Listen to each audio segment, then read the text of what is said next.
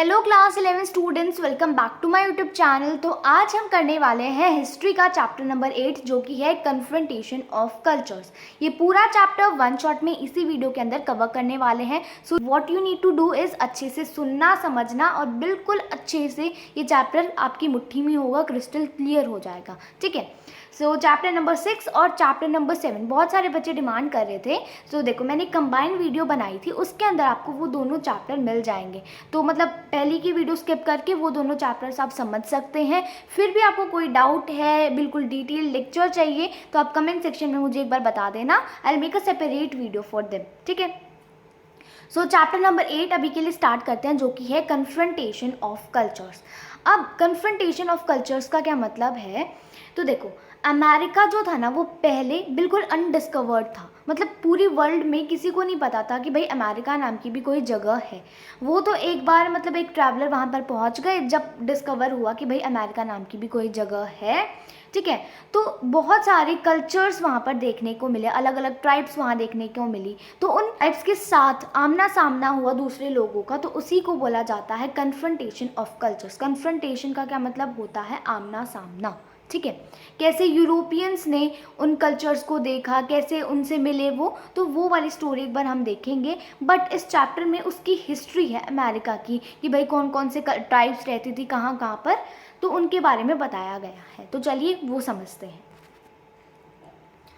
So, it examines the encounters between European and the people of America between 15th and 17th century। तो इस chapter में हम देखेंगे कि कैसे यूरोपियन लोगों का आमना सामना हुआ अमेरिकन लोगों से 15th और 17th सेंचुरी के दौरान। देखो भाई, जो आज के टाइम पे हम अमेरिका देखते हैं उसमें जो लोग रहते हैं वो नेटिव अमेरिकन्स नहीं है या फिर इंडिजिनस नहीं है। इंडिजिनस या नेटिव का क्या मतलब होता है? यानी कि वो जगह उन लोगों की नहीं है, वो कहीं और से माइग्रेट होके वहाँ पर गए हैं। जो नेटिव अमेरिकन्स थे ना, वो थोड़े से ब्राउन स्किन्ड थे। एंड आज के टाइम पे जो हम देखते हैं वो बिल्कुल वाइट होते हैं या बिल्कुल ब्लैक होते हैं। ब्लैक जो थे वो माना जाता है अफ्रीका से माइग्रेट होके वहाँ पर गए थे, जो वाइट थे वो यूरोपियंस थे, मतलब ऐसा कंसिडर किया जाता है। ठीक है। और ऐसा ही है एक्चुअली, नेटिव लोग, इंडिजिनस लोग बहुत कम बच चुके हैं अब अमेरिका के अंदर। तो वो नेटिव लोगों की हिस्ट्री के बारे में हम इस चैप्टर में पढ़ेंगे। तो हमारे सोर्सेज क्या है भाई, हमें कहाँ से पता चला कि ऐसे ऐसे डिस्कवरी हुई थी, ऐसे ऐसे लोग रहा करते थे? तो मैन्यूस्क्रिप्ट, लॉग बुक, ट्रैवलर्स की डायरीज़, ये हमारे कुछ सोर्सेज रहे हैं। साथ ही साथ कुछ ऑफिशियल रिकॉर्ड्स, मॉन्यूमेंट्स, फोटोग्राफ्स, इन सभी चीज़ों के ज़रिए हमें इतनी सारी इन्फॉर्मेशन पता चली है। ठीक है। अब अमेरिका के अंदर कितने तरीके के कल्चर देखने को मिले? तो दो तरीके के मेन कल्चर्स वहाँ पर देखने को मिले हैं। पहला, स्मॉल सबसिस्टेंस इकोनॉमी, छोटी छोटी इकोनॉमीज़ देखने को मिली हैं कैरिबियन रीजन और ब्राज़ील वाले इलाके में, जैसे कि अरावक्स। ठीक है, ये अरावक्स उन लोगों का नाम है, उस कम्युनिटी का नाम है। ठीक है। दूसरा, बहुत बड़े बड़े डेवलप्ड कल्चर्स देखने को मिले हैं, जैसे कि एज़टेक्स जो मेक्सिको में रहा करते थे, मायास जो सेंट्रल अमेरिका के अंदर रहते थे, इनकास जो पेरू में रहा करते थे, यानी कि साउथ अमेरिका के वेस्ट कोस्ट में। ठीक है। तो ये मायाज, इनकाज, एज़टेक्स, अरावक्स, ये कुछ कम्युनिटीज़ थी, ठीक है, जो वहाँ पर रहती थी। ये नेटिव लोग थे। Communities of the Caribbean and Brazil, तो सबसे पहले हम इनके बारे में जानने वाले हैं। जो अरावक्स थे, ये जो कम्युनिटी थी, ये एक ग्रुप ऑफ आइलैंड्स पे रहती थी कैरिबियन सी में। ठीक है। तो हम देखते हैं अमेरिका का जब हम मैप देखते हैं तो साइड में छोटे छोटे आइलैंड्स देखने को मिलते हैं। तो वो कैरिबियन सी के छोटे छोटे आइलैंड्स में, जैसे कि बहामास, वहाँ पर अरावक्स नाम की ये कम्युनिटी रहा करती थी। टूपी नाम्बा, ये इनकी कम्युनिटी का नाम है, इनके ग्रुप का नाम है, इनकी ट्राइब का नाम है, हम कह सकते हैं। ये जो थे, ये साउथ अमेरिका के ईस्ट कोस्ट पे रहते थे। साउथ अमेरिका के ईस्ट कोस्ट पे ये रहा करते थे और ब्राज़ील वाले इलाके में भी ये रहा करते थे। ठीक है। अब इन्हें आयरन का बिल्कुल पता नहीं था, they had no access to iron. तो वो फॉरेस्ट भी नहीं क्लियर कर सकते थे एग्रीकल्चर के लिए, क्योंकि भाई टूल्स चाहिए होते हैं और आयरन का उन्हें पता नहीं था। ठीक है। बहुत सारे फ्रूट्स, वेजिटेबल, फिश इस एरिया में मिल जाते थे, जिसकी वजह से वो हेल्दी लाइफ जीते थे। ठीक है। अब ब्राज़ील, ये नाम कहाँ से आया है? ये जो ब्राज़ील नाम है ये एक वहाँ की ब्राज़ील वुड ट्री से आया है। अब मेक्सिको, ये नाम कहाँ से आया है? तो उनके अमेरिकन्स के गॉड थे मेक्सिटली, उनके नाम पे ये नाम मैक्सिको भी पड़ा है। तो ये क्वेश्चन आ सकता है एग्जाम में कि ब्राज़ील नाम कहाँ से आया है, मेक्सिको नाम कहाँ से डेराइव हुआ है, तो ऐसे क्वेश्चंस बन सकते हैं, तो आपको ये पता होना चाहिए, ठीक है। The organise state systems in central and south America. अब सेंट्रल और साउथ अमेरिका की हम बात करेंगे, एज़टेक्स, इस कम्युनिटी की हम बात करेंगे। तो ऐसा माना जाता है जो ये एज़टेक्स थे, ये लोग नॉर्थ से सेंट्रल अमेरिका के अंदर माइग्रेट हुए थे during 12th century. Their society was hierarchical, इनकी सोसाइटी हियार्किकल होती थी और ज़्यादातर नोबिलिटी ही डोमिनेट करती थी इनकी सोसाइटी को, इनकी कम्युनिटी को। जो किंग था वो हमेशा नोबिलिटी में से चूज़ किया जाता था। अब देखो, किंग को सन का रिप्रेजेंटेटिव मानते थे ये लोग। वॉरियर्स, प्रीस्ट, आर्टिशंस, ये भी बहुत रिस्पेक्टेड लोग थे सोसाइटी में। ये रिक्लेमेशंस करते थे, यानी कि ये वेस्ट लैंड को एग्रीकल्चरल लैंड में टर्न करते थे। ये आर्टिफिशियल आइलैंड्स भी बनाते थे जिन्हें चिनम्पास बोला जाता था। इन्होंने बहुत सारी कैनाल्स भी बनवाई थी। उन्होंने अपनी कैपिटल सिटी कहाँ बनवाई थी? टेनोक्टिटलन, ठीक है, 1325 में उन्होंने मंदिर बनवाए थे जो कि गॉड ऑफ वॉर, सन, इन गॉड्स को डेडिकेटेड थे। जो रूरल लोग थे वो corn, beans, pumpkin, potatoes etcetera ये सारी चीज़ें प्रोड्यूस करते थे। जो पेजेंट्स थे वो नोबल्स के साथ अटैच थे उनके लैंड की मदद से, ठीक है, यानी कि नोबल्स की ज़मीन पे काम किया करते थे। कई बार जो गरीब लोग हैं वो अपने बच्चों को एज स्लेव्स कुछ टाइम के लिए बेच भी दिया करते थे और स्लेव्स वापस से अपनी फ्रीडम भी रिटेन कर सकते थे, ठीक है। जो एज़टेक्स थे वो ये इंश्योर करते थे कि उनके बच्चे स्कूल जाएं, ठीक है। अब जो किल्मेकैक है, यानी कि एक इंस्टीट्यूशन होता था मिलिट्री और रिलीजियस ट्रेनिंग के लिए, मतलब जो बच्चे नोबिलिटी से बिलोंग करते हैं वो कैल्मेकैक इस इंस्टीट्यूशन में जाते थे। बाकी सारे बच्चे जो है वो टेपोकली में जाते थे, जहाँ पर history, myths, religion, ceremonial songs, ये सारी चीज़ें सिखाई जाती थी। बॉयज़ जो हैं वो आर्मी, ट्रेड, एग्रीकल्चर, इन चीज़ों की ट्रेनिंग रिसीव करते थे, जबकि गर्ल्स डोमेस्टिक अफेयर्स की नॉलेज गेन करती थी। By the early 6th century क्या हुआ, जो एज़टेक एम्पायर है वो डिक्लाइन होने लगा। जिन लोगों के ऊपर किंग कंट्रोल करते थे अब उन्होंने रिबेलियन स्टार्ट कर दिया, ठीक है। इससे एम्पायर के ऊपर बहुत ज़्यादा स्ट्रेन देखने को मिला। The Mayas 11th to 16th century. जो मायान कल्चर है, यानी कि जो मायाज ये कम्युनिटी थी, ये मेक्सिको में डेवलप हुई, सेंट्रल अमेरिका में, ठीक है। They had less political power compare to Aztecs. Aztecs से अगर हम इस कम्युनिटी को कंपेयर करें तो इनके पास कम पॉलिटिकल पावर थी। Corn cultivation provided the basis for their culture, ठीक है। वो ज़्यादातर कॉर्न कल्टिवेट करते थे, ये उनकी मेजर एक्टिविटी होती थी। बहुत सारे रिलीजियस सेरेमनीज़ जो हैं वो एग्रीकल्चर के ऊपर बेस्ड थी, वो यहाँ पर होती थी। एग्रीकल्चर से बहुत ज़्यादा प्रोडक्शन होता था और सरप्लस प्रोडक्शन से क्या होता था, जो रूलिंग क्लास है वो आर्किटेक्चर में भी इन्वेस्ट कर पाती थी। बहुत सारे मॉन्यूमेंट्स बनवाए इन्होंने, ठीक है। जो मायाज थे उन्होंने एक पिक्टोग्राफिक राइटिंग सिस्टम जो है वो डेवलप करा था। अब इतना डिटेल में नहीं जाना है, बस जो जो मेन पॉइंट्स हैं वो आपको अपने दिमाग में रखने हैं। हाँ, कई बार क्या होता है हम कंफ्यूज हो जाते हैं, इनकाज का किसी और में लिखाएंगे, मायाज का इनकाज में लिखाएंगे, मतलब ऐसे नहीं करना है, ध्यान से बिल्कुल समझ समझ के पढ़ना है, ठीक है। अब इनकाज की हम बात करेंगे 12th सेंचुरी, ठीक है। जो लार्जेस्ट नेटिव कल्चर देखने को मिला है साउथ अमेरिका में वो था इनका सिविलाइजेशन। ये कहाँ थी? पेरू में, ठीक है। मैनको कैपाक ये पहला इनका था जिन्होंने कैपिटल बनाया था कुज्को में, ठीक है।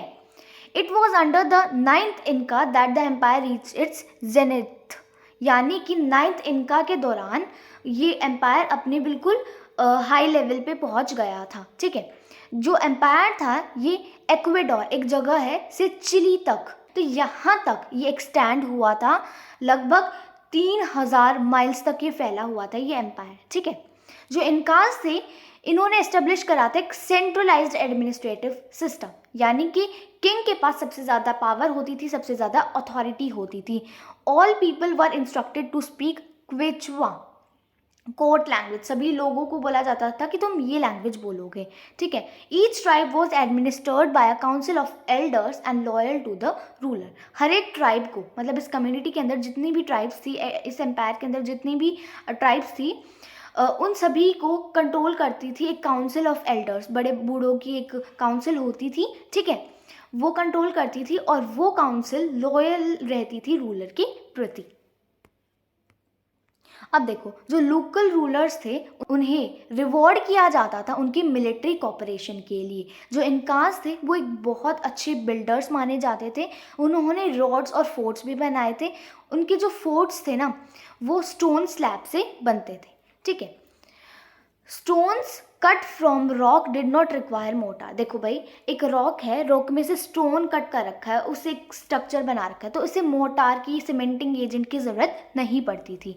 मेशंस क्या करते थे? Shape the blocks by using an effective method called flaking. Flaking एक मेथड होता है, ठीक है, मेसन्स को पता होता है वो क्या मेथड है। फ्लेकिंग मतलब ऐसे काट काट के, मतलब उसे शेप देना इज नोन एज फ्लेकिंग। तो उसके ज़रिए मतलब वो ब्लॉक्स को शेप देते थे। They did not have wheeled vehicles. अब उनके पास व्हील्ड व्हीकल्स नहीं होते थे, मतलब वो स्टोन्स को कैसे ट्रांसपोर्ट करते थे, कैसे लेबर का इस्तेमाल करते थे भाई, वो इतने भारी भारी पत्थरों को ट्रांसपोर्ट करने के लिए, वो तो वही जानते होंगे भाई। Agriculture was the basis of इनका सिविलाइजेशन। अब इस सिविलाइजेशन का बेस क्या था? एग्रीकल्चर। अब आपने एक चीज़ नोट करी होगी, ऊपर जितने भी हमने कल्चर्स कम्युनिटीज़ देखी हैं उनमें से सबसे ज़्यादा जो इन्फॉर्मेशन है वो हमें इनका के बारे में दे रखी है। तो होपफुली हो सकता है आपका इनका ही आ जाए एग्जाम में, तो इसे बहुत अच्छे से समझ लेना, ठीक है, ठीक है। They terraced hillsides and practice agriculture. Hillsides पे भी वो टेरेस फार्मिंग करते थे। They also develop means of irrigation, ठीक है। The Incas produced corn and potatoes. Simple सी इंग्लिश लिखी हुई है, तो इसे कुछ ज़्यादा इलेबोरेट करने की ज़रूरत नहीं है। Their weaving and pottery were of high quality. उनकी वीविंग और पोट्री बहुत ज़्यादा हाई क्वालिटी की थी। उन्होंने सिस्टम ऑफ राइटिंग डेवलप नहीं किया था। उन्होंने एक अकाउंटिंग सिस्टम ज़रूर डेवलप कर रखा था जिसे क्वीपू बोला जाता था। इसमें क्या होता था, जो कोड्स थी ना उनका यूज़ किया जाता था मैथमेटिकल कैलकुलेशन के लिए। अब क्या होता था इनके मैथमेटिकल इस कैलकुलेशन में नोट्स बनाई जाती थी कोड्स के ऊपर, जो एक स्पेसिफिक मैथमेटिकल यूनिट को डिनोट कर देती, यानी कि मतलब नोट्स लगा दी जाती थी, गांठ बांध दी जाती थी, और वो जो नोट है वो एक मैथमेटिकल यूनिट को डिनोट करती थी, ठीक है। अब वो मैथमेटिकल सिस्टम इन्होंने डेवलप करा था, उसका क्या नाम था ये भी आपको ध्यान में रखना है। अब motives of voyages of exploration by Europeans. अब वॉयजेस क्या होता है? लॉन्ग सी जर्नीज को वॉयजेस बोला जाता है, ठीक है। सो क्या मोटिव था इन वॉयजेस का? क्यों यूरोपियंस एक्सप्लोर करने के लिए निकल पड़े थे, ठीक है। Invention of magnetic compass helped voyages to unknown areas. अब अननोन एरियाज में भी जाना पॉसिबल हो गया था क्योंकि इस टाइम पे मैग्नेटिक कंपास का इन्वेंशन हो चुका था। Building of larger ships made it possible to carry huge quantity of cargo.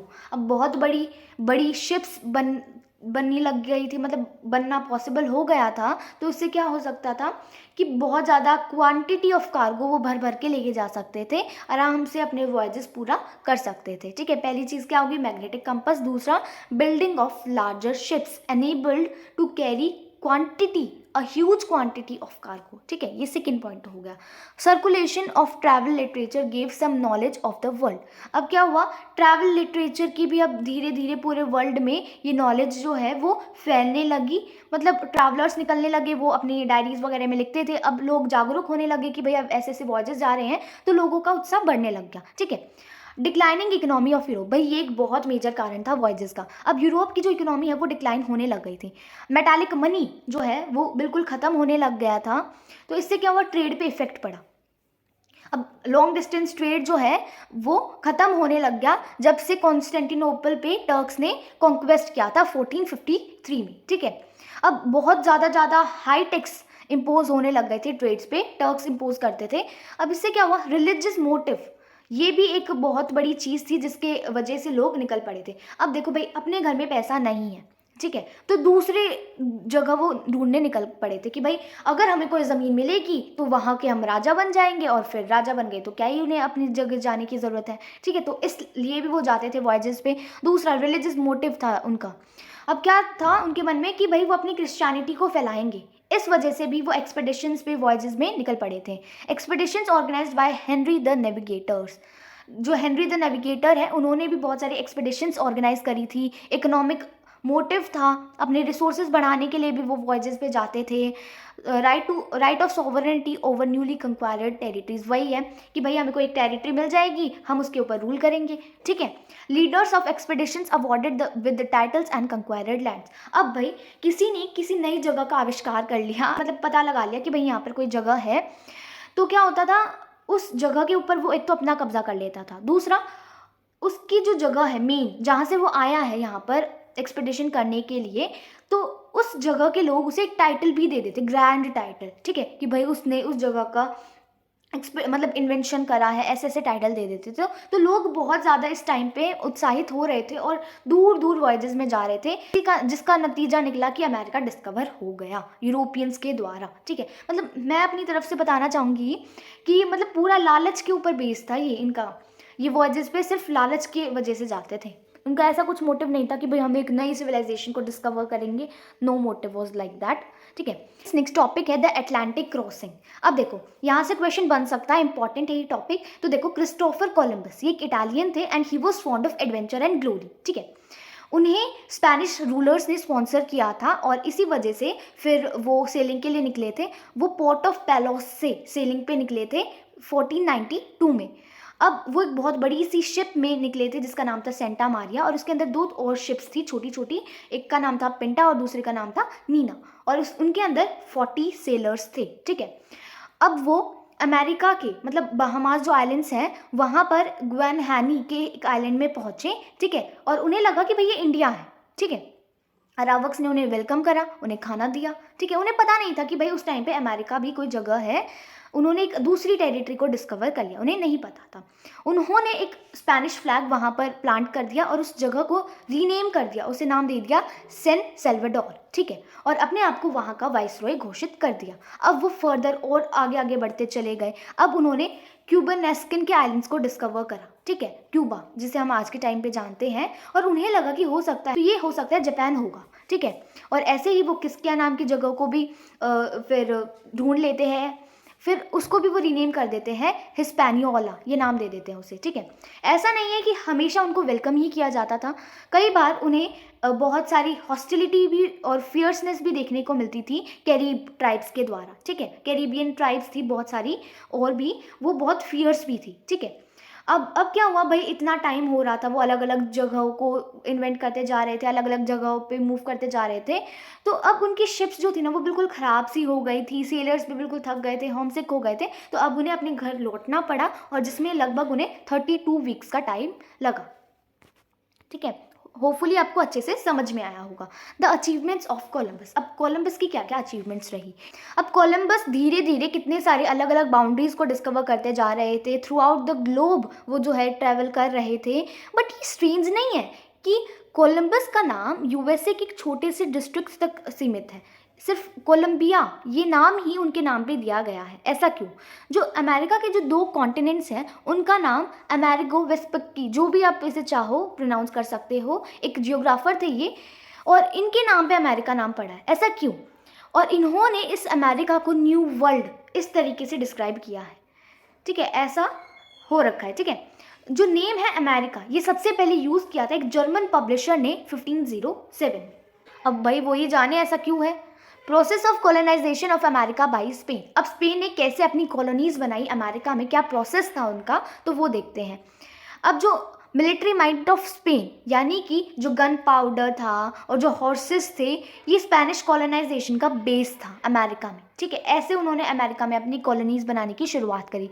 जो लोकल लोग थे उन्हें फोर्स किया जाता था अपना ट्रिब्यूट देने के लिए। ठीक है, या फिर work in gold and silver mines, वहाँ पर गोल्ड और सिल्वर माइंस में काम करवाया जाता था उनसे ज़बरदस्ती अमेरिका के लोकल लोगों से। ठीक है, लोकल जो चीफ्टेन्स थे उन्हें फोर्स किया जाता था कि वो नए नए लैंड्स को एक्सप्लोर करें, सोर्सेज ऑफ गोल्ड जो है वो पता लगाएं। तो जो स्पेनियार्ड्स थे ना वो बहुत ग्रीडी थे, उन्होंने लोकल लोगों के ऊपर अटैक करना स्टार्ट कर दिया। इससे अरावक्स जो है वो एक्सटेंट होते चले गए टाइम के साथ साथ। जो मिलिट्री रिप्रेशन था और जो फोर्स लेबर था उससे बहुत ज़्यादा डिजीजेस भी देखने को मिले। मतलब देखो अब अमेरिका जो है वो बिल्कुल अलग है, आइसोलेटेड था उस टाइम तक। यूरोपियंस वहाँ जा रहे हैं तो वो अपने साथ बीमारियाँ भी तो लेके जा रहे हैं ना, और साथ ही साथ कुछ ऐसी टेक्नोलॉजीज़ थी यूरोपियंस के पास जो अमेरिका में बिल्कुल थी ही नहीं। हॉर्सेस हो गए, गन पाउडर हो गया, उन्हें क्या पता भाई ये चीज़ें क्या होती हैं, तो वो उनसे बहुत ज़्यादा डरते थे। इस वजह से अमेरिका की कुछ ट्राइब्स जो हैं वो एक्सटेंट होने लग गई थी धीरे धीरे। जो स्पेनियार्ड्स थे उन्होंने बहुत सारे डिजीजेज वहाँ पर फैला दिए थे अमेरिका के अंदर, जैसे कि स्मॉल पॉक्स, जिससे क्या हुआ, इंडिजिनस लोगों की जो पॉपुलेशन है वो कम होती चली गई। क्योंकि भाई अब वो तो बिल्कुल अलग रहते हैं, उनके अंदर इतनी ज़्यादा कैपेबिलिटी कहाँ थी, उन्होंने पहले कभी डिजीजेस का सामना करा ही नहीं, जो अब वो एकदम से आ रहे हैं डिजीजेस। अब हम देखेंगे कॉर्ड्स और एज़टेक्स के बारे में। हर्नन कॉर्ड्स ये एक कॉन्क्वायरर थे मेक्सिको के, ठीक है। 1590 में he set sail from Cuba to Mexico, Cuba से मेक्सिको वो निकले, ठीक है। He made friends with Totonacs, a dissent group of Aztecs, एक डिसेंट ग्रुप था एज़टेक्स का, तो उनके साथ उन्होंने दोस्ती कर ली थी, ठीक है। मोंटेजुमा ये एक एज़टेक किंग थे, ये गन पाउडर से, घोड़ों से बहुत ज़्यादा डरते थे। Thought Cortes to be the incarnation of exile god to take the revenge, उन्हें लगता था कि भाई ये हो सकता है ये भगवान के कहीं से आए हैं, मतलब भगवान के कुछ लेना देना होगा भगवान के साथ इनका, एंड ये हमसे रिवेंज लेने के लिए आए हैं, ऐसा मतलब ये मानते थे। टेनोक्टिटलन ये कैपिटल था, इसे सबड्यू कर लिया गया 8 नवंबर 1519 को। मोंटेजुमा को पकड़ लिया गया, उसके खुद के पैलेस में उसे बंधक बना लिया गया, और कोर्ट्स ने रूल करना स्टार्ट कर दिया। बहुत सारे महीनों तक उन्होंने रूल करा। कोर्ट्स ने वहाँ पर क्रिश्चियन इमेजेस चिपका दी एज़टेक टेम्पल में। कोर्ट्स वापस क्यूबा में आए, ठीक है, and left the charge of Alvarado, left the charge to Alvarado जो भी इसका नाम है, एल्वार्डो को वहाँ का इंचार्ज बना दिया। Incessant demands for gold by Spanish provoked uprising, अब बहुत ज़्यादा गोल्ड की डिमांड करते थे, स्पेनिश तो बहुत ज़्यादा ग्रीडी थे ही, तो इससे अब लोगों के ऊपर उन्होंने बहुत ज़्यादा हमला करना शुरू कर दिया, मसैकर करवा दिया वहाँ पर, तो लोग जो है वो रिबेलियन करने लग गए। अब इस टाइम पे है ना बहुत मिस्टीरियस तरीके से डेथ हो गई मोंटेजुमा की, लोगों के मन में सस्पिशियसनेस जाग गई इस टाइम पे। क्वेटेमॉक ये जो थे ये एक न्यूली इलेक्टेड राजा बने। जो एज़टेक थे वो बिलीव करते थे ओमन्स में, ठीक है, बुरी चीज़ों में, कि भाई ये एक ओमन है, ये साइन है कि भाई ऐसा हो गया ऐसा हो गया, ठीक है, तो ओमन्स में ये बिलीव करते थे। And them predicting that their fall was imminent and the emperor chose to give up his life, और उन्हें पता था कि उनका अब अंत नज़दीक आ गया, मतलब ऐसी ऐसी चीज़ों में वो बिलीव करते थे, और एम्परर ने अपनी लाइफ को गिव अप कर दिया। अब एज़टेक एम्पायर से फॉल हो गया, और ये की इवेंट थी फॉर्मेशन ऑफ न्यू स्पेन, यानी कि उनकी कॉलोनाइजेशन की एक की इवेंट थी, which would later be known as Mexico, और इस जगह को बाद में चल के जाना जाने लगा मेक्सिको के नाम से। कोर्ट्स जो थे वो कैप्टन जनरल बन गए न्यू स्पेन के, जो मेक्सिको में बना था, ठीक है। पिज़ारो एंड द इनकास, अब इनके बारे में पढ़ेंगे। पिज़ारो कैरिबियन आइलैंड्स में पहुंचे थे 1502 में। पिज़ारो ने बहुत सारे अटेम्प्ट्स किए इनका किंगडम में पहुंचने के लिए पैसिफिक के जरिए, ठीक है। जो स्पेनिश किंग थे उन्होंने पिज़ारो को गवर्नरशिप दी इनका लैंड्स की, ठीक है। 1532 में पिज़ारो इनका लैंड पहुंच गए, और उन्होंने किंग एताहुल्पा उनको कैप्चर कर लिया। मुझे पता है नाम थोड़े अजीब है, बट अगर आप बार बार इसे पढ़ोगे, समझोगे, इंटरेस्ट लोगे तो याद हो जाएंगे आपको, ठीक है। जो किंग थे उन्होंने उन्हें सोने का भरा हुआ कमरा दे दिया, ठीक है, कि भाई मुझे छोड़ दो, ये तुम्हें मिल जाएगा। पिज़ारो ने किंग को एक्सिक्यूट कर दिया, मार डाला। उन्होंने लूट लिया उनके पैलेस को बिल्कुल, और कंट्री में अपना राज भी एस्टेब्लिश कर लिया, ठीक है। पिज़ारो क्यों एक छोटे से कमरे से मारने वाले थे। कैब्रल एंड ब्राज़ील, अब देखो ब्राज़ील को डिस्कवर करा था कैब्रल ने 1500 में। जो किंग थे पोर्टुगल के, उन्होंने डिवाइड कर दिया कोस्ट ऑफ ब्राज़ील को 14 हेरिडेटरी कैप्टेंसीज में, ठीक है। Portuguese were given the right to land ownership and right to enslave local people. अब बहुत सारे पोर्चुगीज वहाँ पर पहुँच चुके थे, तो उनको राइट मिल गया था कि भाई तुम अब इस लैंड के ओनर बन सकते हो, तुम इन लोकल लोगों को अपना बंधक बना सकते हो। अब जो पोर्चुगीज़ है वो धीरे धीरे वहाँ पर शुगर केन प्लांटेशन ये सब कुछ करना शुरू कर देते हैं स्लेव लेबर की मदद से। और स्लेव किन्हें बनाया? लोकल लोगों को। पोर्चुगीज़ किंग ने अपनी गवर्नमेंट वहाँ पर एस्टेब्लिश कर दी और कैपिटल बना लिया सैल्वाडोर को, या बाहिया भी हम इसे बोलते हैं। Jesuits work led to acceptance of Christianity and strong denial of slavery. अब जेसुइट्स जो थे ना वो क्रिश्चियनिटी फैला रहे थे और उसके अंदर मतलब वो कह रहे थे कि भाई स्लेवरी नहीं करनी चाहिए, स्लेवरी को डिनाई करते थे वो लोग, ठीक है। बस इतना ही बताया गया है। So next topic is the consequences of voyages. भाई इन वॉयजेस के क्या कॉन्सिक्वेंसेज रहे? इन वॉयजेस के कॉन्सिक्वेंसेज रहे यूरोप, अमेरिका और अफ्रीका के लिए। अब 15th सेंचुरी में बहुत सारे ये मैरीटाइम प्रोजेक्ट्स चल रहे थे जिसकी वजह से लोगों की सी रूट्स की तरफ बहुत सारे नॉलेज बढ़ गई थी, ठीक है। अब गोल्ड और सिल्वर का इन्फ्लक्स देखने को मिला जिससे क्या हुआ? इंटरनेशनल ट्रेड बढ़ा, इंडस्ट्रियलाइजेशन बढ़ा। स्पेन और पोर्चुगल ने भी बहुत ज़्यादा प्रॉफिट कमाया इन वॉयजेस के थ्रू, बट उन्होंने इसे कैपिटलाइज नहीं करा। इंग्लैंड और फ्रांस ने भी इन डिस्कवरीज का खूब जमकर फायदा उठाया। Huge income invested in trade और building up a merchant navy. अब जो बहुत सारा पैसा था ना उसको इन्वेस्ट करा गया ट्रेड में या फिर एक मर्चेंट नेवी बनाने में। मर्चेंट्स ने जॉइंट स्टॉक कंपनीज बना ली, उन्होंने ट्रेडिंग एक्सपेडिशन भेजी और अलग अलग जगह पे अपनी कॉलोनीज एस्टेब्लिश कर ली। उन्होंने यूरोपियंस को इंट्रोड्यूस करवाया एक नए वर्ल्ड से, ठीक है, और नए वर्ल्ड में अलग अलग जो चीज़ें मिलती थी उनसे भी। For example tobacco, potatoes, cane sugar, cocoa, rubber, chillies, ये सारी चीज़ें वहाँ पर नहीं थी, ठीक है। तो ये सारी चीज़ें वहाँ पर इंट्रोड्यूस करवाई। The immediate consequences was the physical decimation of local population. इससे क्या हुआ? जो लोकल पॉपुलेशन है वो भी बहुत ज़्यादा ख़त्म हो गई, ठीक है, इन वॉयजेस के थ्रू। मतलब इन्होंने दूसरी जगहों को डिस्कवर करा, दूसरे लोगों की संख्या भी बहुत कम हो गई थी इनके वजह से। डिजीजेस फैला दिए थे इन्होंने, गन पाउडर्स और इनके ज़रिए लोग ऐसे डर डर के मर गए या फिर उन्हें शूट करके मसैकर करके मार दिया, ठीक है। Destruction of natives livelihood and their enslavement in mines, plantation and mills. वही किया इन्होंने, नेटिव लोगों की ज़िंदगी को तो इन्होंने बिल्कुल डिस्ट्रक्ट कर दिया। इन्होंने उन्हें स्लेव्स बना लिया, माइंस में उनसे काम करवाया, प्लांटेशन में काम करवाया, मिल्स में उनसे काम करवाया, मतलब जमकर एक्सप्लॉयटेशन करी है इन्होंने नेटिव्स की। Efforts made to abolish slavery in South America. South America में क्या क्या एफर्ट्स करे गए थे स्लेवरी को अबॉलिश करने के लिए? देखो, slavery accompanied the emerging capitalist system of production. अब धीरे धीरे प्रोडक्शन बढ़ता जा रहा है तो उसके अंदर स्लेवरी भी बढ़ती थी, ठीक है, स्लेव्स बनाए जाते थे। Exploitation was essential to economic gain. Exploitation ज़रूरी थी इकोनॉमिक फ़ायदे के लिए, ठीक है।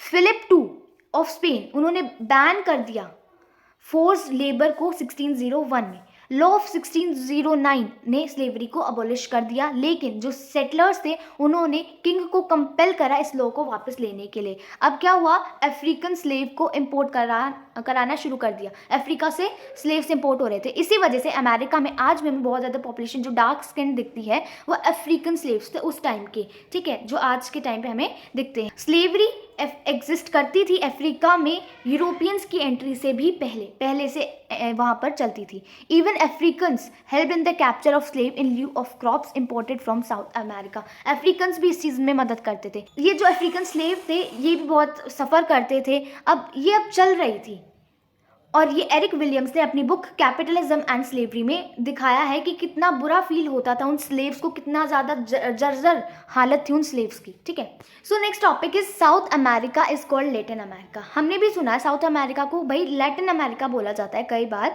जो स्पेनिश और पोर्चुगीज़ लैंग्वेज है ना वो इस कॉन्टिनेंट पे बोली जाती है ज़्यादातर साउथ अमेरिका में। ये जो लैंग्वेज है ये लैटिन फैमिली ऑफ लैंग्वेजेस का पार्ट है, ठीक है, इसी वजह से हम बोल देते हैं। और साथ ही साथ जो ज़्यादातर लोग इस हिस्से में रहते हैं वो या तो अफ्रीकन ओरिजिन के हैं या नेटिव यूरोपियन ओरिजिन के हैं, ठीक है। और ये लोग कैथोलिक्स है। कैथोलिक्स हमने चैप्टर में पढ़ा है पिछले चैप्टर्स में, मतलब जो एक्सट्रीम क्रिश्चियंस होते हैं, ऑर्थोडॉक्स क्रिश्चियंस बोलते हैं हम उन्हें, तो उन्हें कैथोलिक्स बोला जाता है, ठीक है। वो कैथोलिक्स हैं और मतलब और बाकी जो लोग हैं उनका कल्चर मिक्स्ड है, यूरोपियंस वाला भी, नेटिव भी, मतलब ऐसे मिक्स्ड है, ठीक है। तो इस वजह से लैटिन अमेरिका बोल दिया जाता है। डोना मैरिना। अब डोना मैरिना एक विमेन थी, विमेन अटेंडेंट थी कोर्ट्स की, ठीक है, उन्होंने एक बहुत बड़ा रोल प्ले करा था Spanish conquest of Aztec empire. Spaniards को एज़टेक एम्पायर में कंक्वेस्ट करने में बहुत ज़्यादा मदद मिली थी दोना मैरिना के ज़रिए। वो फ्लुएंट थी 3 लोकल लैंग्वेजेस में, तो वो एक इंटरप्रेटर का काम करती थी कोर्ट्स के लिए, ठीक है, यानी कि वही देशद्रोही निकली। In his book The True History of Conquest of New Spain, Bernard Diaz del Castillo, इनकी एक बुक थी the true history of conquest of New Spain, उसमें उन्होंने इस विमेन के बारे में लिखा है। He thought that she was a princess, उन्हें लगता था कि वो एक प्रिंसेस है, बट मेक्सिकन्स कॉल्ड हर बेलिंच, अ वर्ड मीनिंग बिट्रेयल, लेकिन मेक्सिकन्स उन्हें मेलिंच बोलते थे, यानी कि बिट्रेयल मतलब जो धोखा देती है, ठीक है, और वो धोखा ही दे रही थी। सो स्टूडेंट्स, आज मैंने आपको ये चैप्टर बहुत ज़्यादा इंटरेस्टिंग वे में एक्सप्लेन करने की कोशिश करी है, मतलब इस तरीके से कि आपको ये अच्छे से समझ में आ जाए। आई नो ये चैप्टर थोड़ा सा मतलब कंफ्यूजिंग है, क्योंकि बहुत सारी कम्युनिटीज़ को डिस्क्राइब कर रखा है, बहुत सारे ऐसे वर्ड्स हैं जो आपको मतलब प्रोनाउंसिएशन में भी बहुत डिफ़िकल्टी होती है, but don't worry, believe in yourself, आप अच्छे से इसे समझ सकते हैं, याद कर सकते हैं। थैंक्स फॉर वॉचिंग, सब्सक्राइब कर दीजिए चैनल को अगर अभी तक नहीं करा है, लाइक कर देना, और टेलीग्राम चैनल का लिंक डिस्क्रिप्शन में है, वहाँ पर आपको ये सारे नोट्स मिल जाएंगे। Thank you, thanks for watching, bye bye.